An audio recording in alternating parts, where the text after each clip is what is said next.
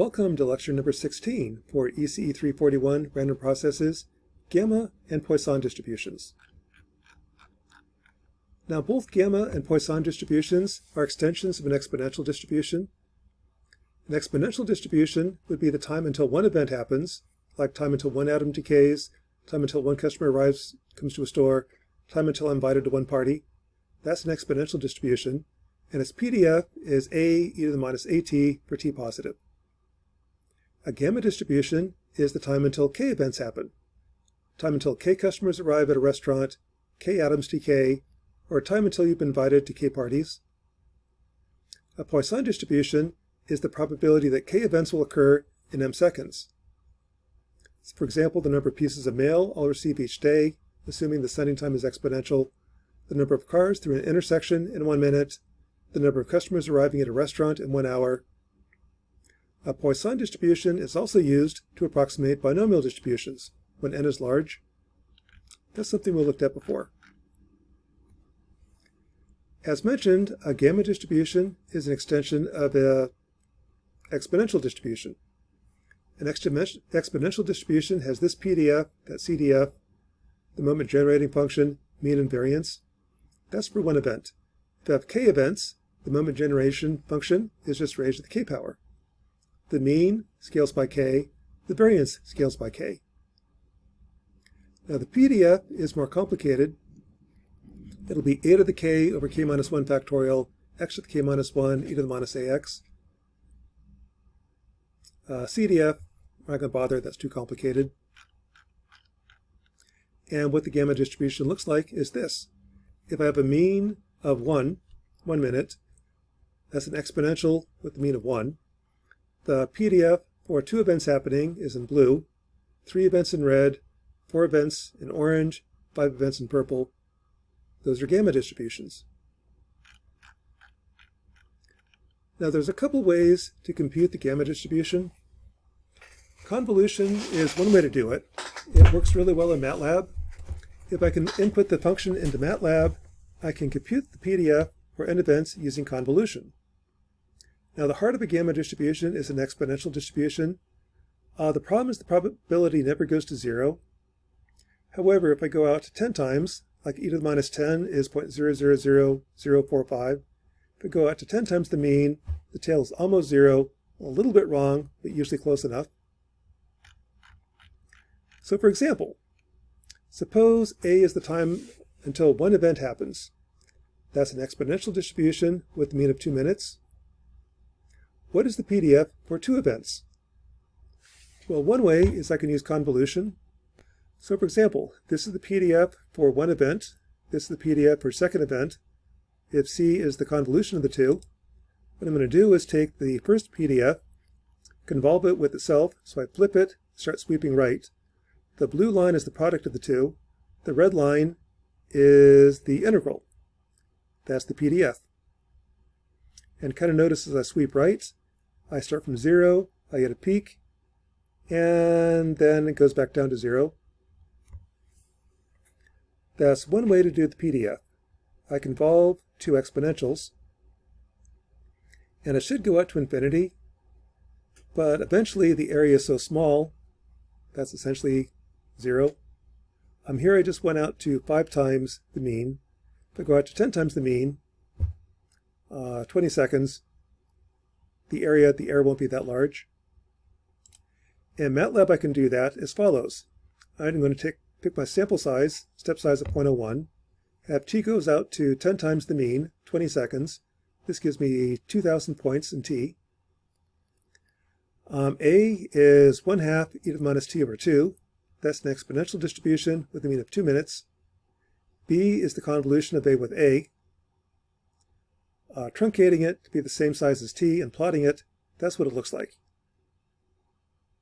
So that's the same thing that I got here, that red line.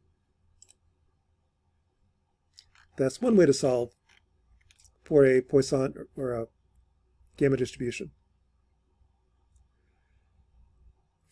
I can do the same thing with Laplace transforms. So here's the Laplace transform of A. 2 A's will be Laplace transform squared. When I convolve in the time domain, I multiply the Laplace domain. Take the inverse Laplace transform. That becomes 1/4 t e to the minus 2t. Same shape. So this is where Laplace transforms are really useful. Let's take a second example.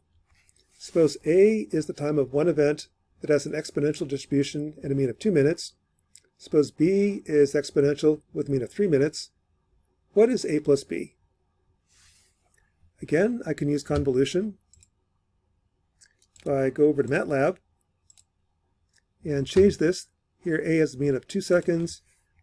Now B has a mean of 3 seconds. Convolve these two. What I'll do is I'll take A, mean of 2 seconds, B, mean of 3 seconds, start sweeping it right. The blue line is the product of the two. The red line is the integral of the product. That's the PDF. Kind of see that now it goes up, has a peak right around 2.5. Then slowly it comes down to 0. That's convolution to find the answer. One way to do it. An easier way to do convolution is use the convolve function in MATLAB. The longest time is 3 minutes, so let's go out to 30 seconds, 10 times the mean. Input A, input B, convolve A and B, plot it. That's what she looks like. A second solution is to use Laplace transforms. Here's Laplace transform of A, Laplace transform of B. When I convolve in the time domain, I multiply Laplace, multiply them. That's the Laplace transform of C. Now do a partial fraction expansion, take the inverse Laplace transform, and here's C of t. That's the equation for the PDF. Same thing I had before. Another way to solve.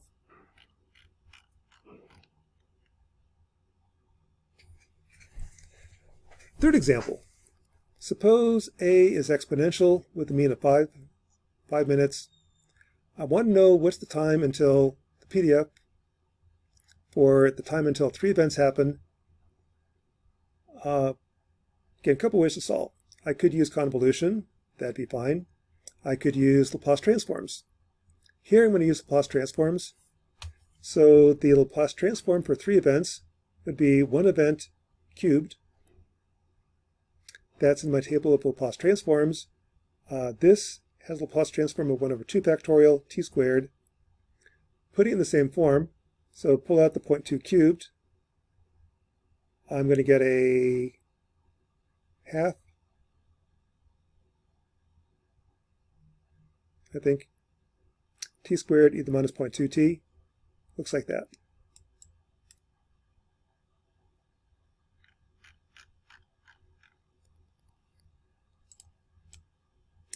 To find the CDF, I could integrate. One way to integrate is multiply by 1 over s. So to do that, I will multiply by 1 over s, and I do partial fractions. I'll have something over s plus 0.2 cubed, s plus 0.2 squared, s plus 0.2. A and B I can find using the cover-up method. Plug in s equals 0, analyzing, I get 1.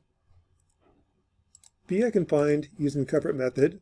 I cover up this term, plug in s equals minus 0.2, solve, I get b is minus 0.04. C and D, I need to place over a common denominator and match terms. Winds up that C is minus 0.2, D is minus 1. So there's the partial fraction expansion. Going back to time, the CDF is then 1 minus 0.02 t squared e to the minus 0.2t minus 0.2 t e to the minus 0.2t minus 1 e to the minus 0.2t. There's the CDF. If I want to know what's the probability that 3 events happen in 30 minutes, just plug in t equals 30, and I'll get this point.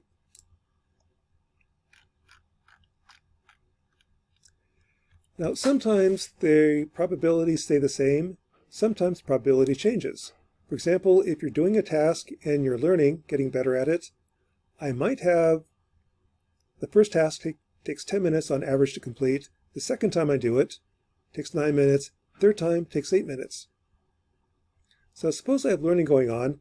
I want to know how long it's going to take to complete all 3 tasks, and what's the chance I'll finish all 3 tasks within 30 minutes. Well, again, I have a couple solutions. I could use convolution. I could use Laplace. If I solve using convolution, what I would do is input the 3 times. The longest time is 10 minutes, so let's go out to 10 times that, 100 minutes. There's A, B, and C. Convolve A and B. Convolve that with C. Plot it. This is the PDF for completing all 3 tasks.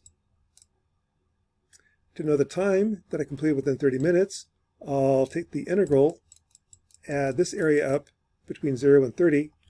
That's the probability I finished the 3 tasks within 30 minutes. I could also solve using Laplace transforms. Here's the Laplace transform of A, B, and C. Multiply them all together. That's the Laplace transform of getting all 3 tasks done. Do a partial fraction expansion and take the inverse Laplace transform. I get this answer. Here's the first term, second term, third term. There's the PDF, exact same figure that I got before, but now I have an equation for it. So there's the PDF. To get the CDF, I then integrate. I could integrate this directly, or equivalently, multiply PDF by 1 over s. If I do that, I can then do partial fraction expansion, find the 3 terms. This is the CDF. Plug in t equals 30. I get the probability of finishing all 3 tasks within 30 minutes. 64% chance.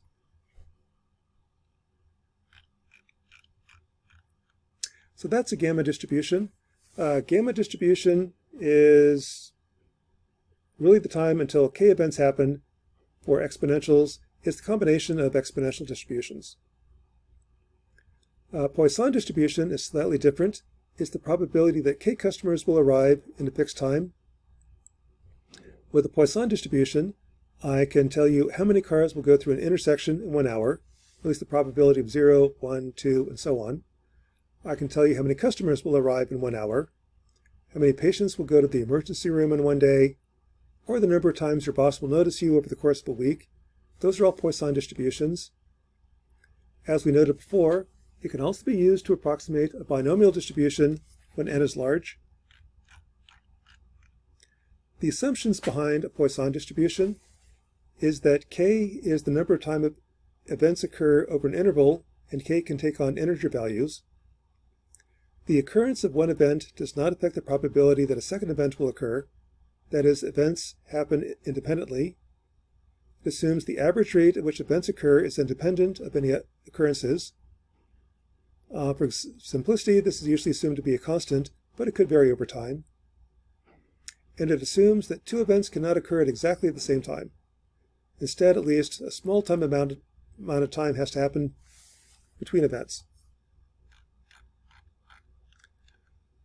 For Poisson distribution, the PDF is lambda to the k e to the minus lambda over k factorial. The moment generating function is e to the lambda times e minus 1, and this is a discrete probability, so its moment generating function uses z transforms rather than Laplace. The mean is lambda, the variance is lambda. For example, if lambda equals 10, so that's an exponential distribution with a mean of 10 minutes, the number of times the cars will occur and the probability that k cars will occur, or k cars will go through an intersection when lambda is 4 is the blue line. Probability of k cars going through the intersection when lambda is 8 is the red line. When lambda is 12 is the orange line.